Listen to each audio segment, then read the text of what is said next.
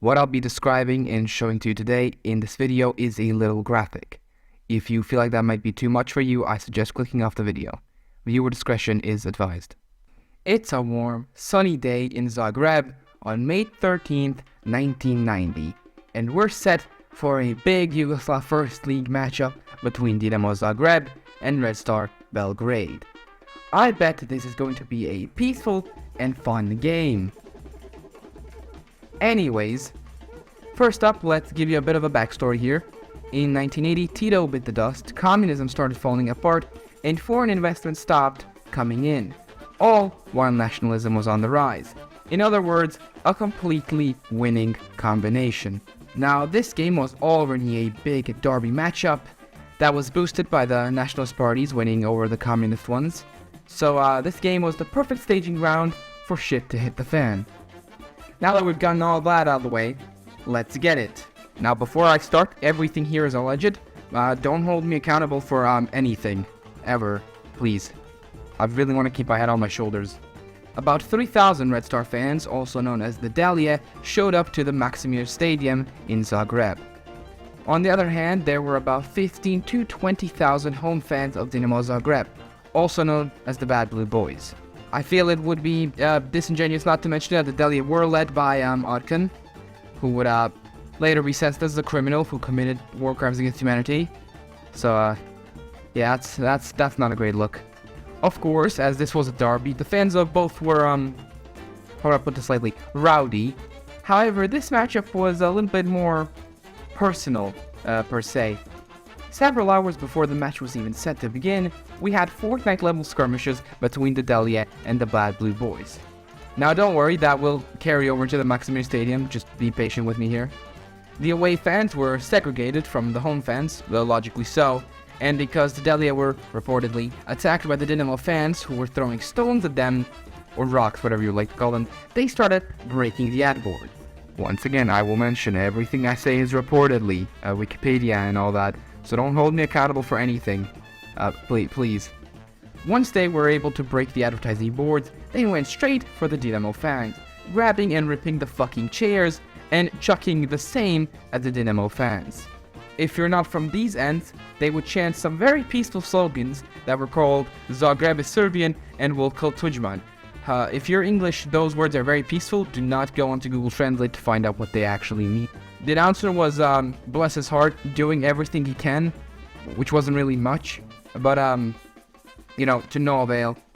Eventually, the Dinamo fans from the other end would storm the pitch to try and get to the other side to help out their like-minded people. However, the police finally decided to do their jobs this time and managed to hold the large majority back. Now, their success was far from permanent, more so temporary, as the Dinamo fans went again, and this time they did get past. Fences were being breached as the Croatian fans started attacking the Serbian ones. The police were just extremely unequipped for this, and it was wild. I don't know how it didn't cross their mind that this huge derby game could be a little bit more tense, especially considering the political status of the country at the time. But I guess that didn't really cross their minds. It did take some time, but they were eventually able to get their hands on better equipment, like armored vans and water cannons, and also a lot more police.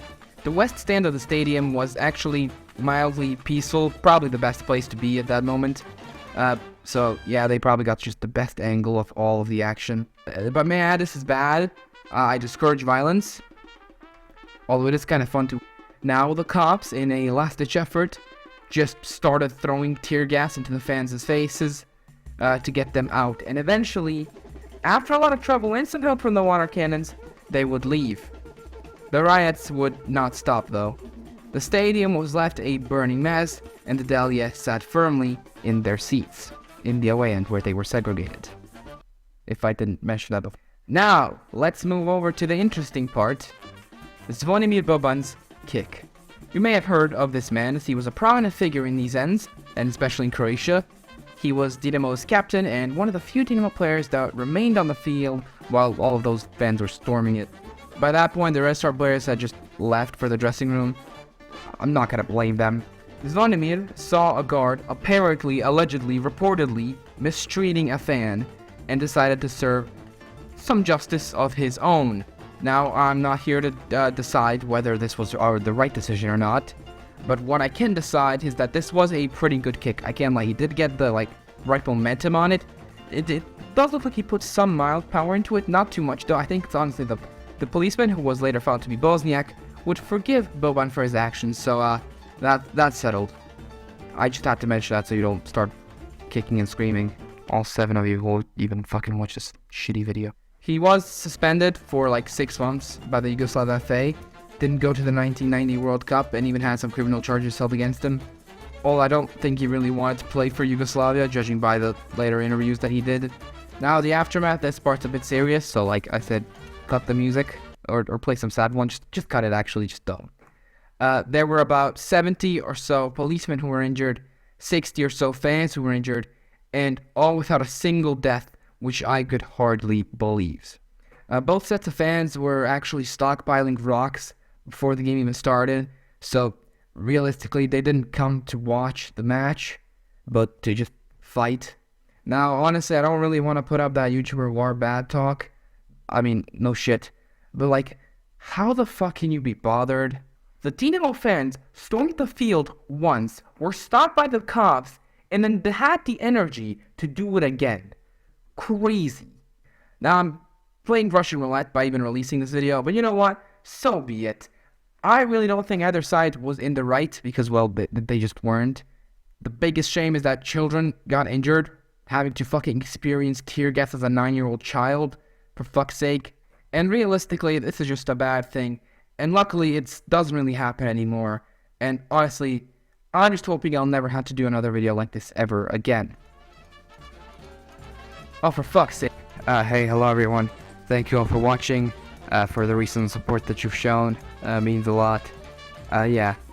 This video is a bit of a dangerous one to put out. But you know what?